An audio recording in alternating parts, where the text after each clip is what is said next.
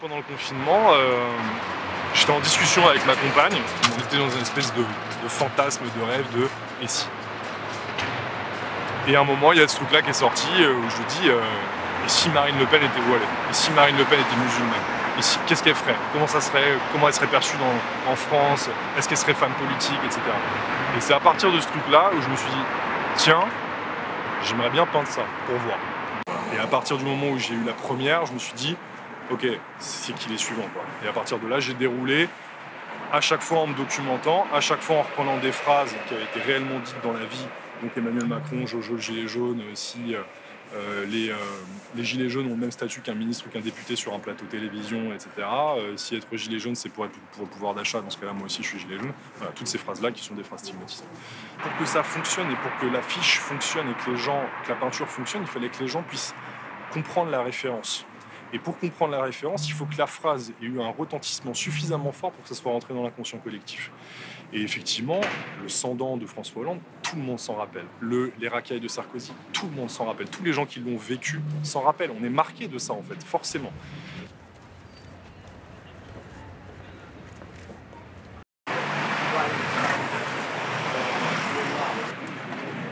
pouvez reprendre une activité normale. Bonne journée.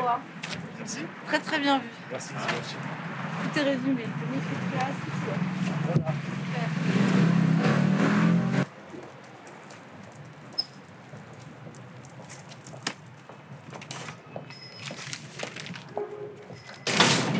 Zemmour, du coup, vu ses nombreuses déclarations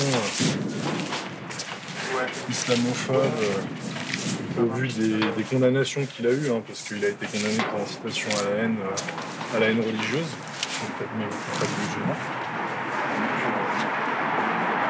Donc l'idée avec l'affiche, c'est de dire et si Éric Zemmour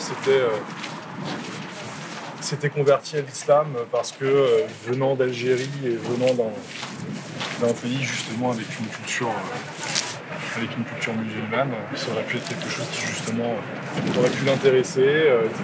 Et donc du coup j'en fais un espèce de militant anticolonialiste.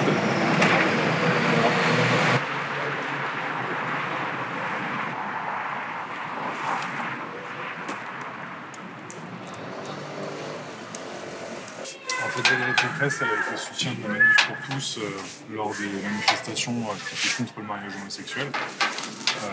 Et elle a eu notamment des phrases sur un plateau de télévision où un journaliste lui a posé la question de savoir s'il serait possible de revenir en arrière si la droite ou les républicains repassaient au pouvoir. Et elle a eu cette phrase en disant oui, ce serait possible de transformer les mariages qui ont été faits par une union civile, donc autrement dit un Pacs, et donc en gros d'annuler, de démarier les gens qui auraient été mariés. Et donc du coup c'est pour ça que je l'ai fait en marié avec sa compagne. Et puis du coup, voilà.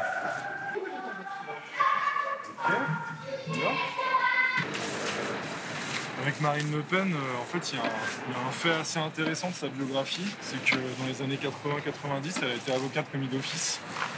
Et du coup, elle a été amenée à défendre des migrants et des réfugiés. Enfin, ou des réfugiés. Et du coup, en gros, je me suis dit, qu'est-ce qui peut faire changer les hommes ou les femmes? Et qu'est-ce qui pourrait l'amener justement à devenir musulmane, à part une histoire d'amour?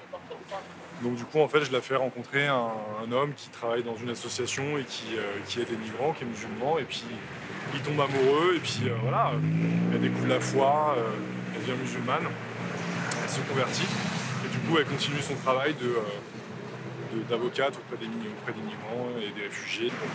Surtout l'idée, c'était d'en faire une musulmane qui soit une musulmane de France d'aujourd'hui, quoi, c'est-à-dire quelqu'un qui décide de porter le voile par choix, par foi, et qui ne l'empêche pas d'être républicaine, qui ne l'empêche pas d'être quelqu'un qui est justement en accord avec son époque, quoi, et avec ses convictions religieuses. Voilà.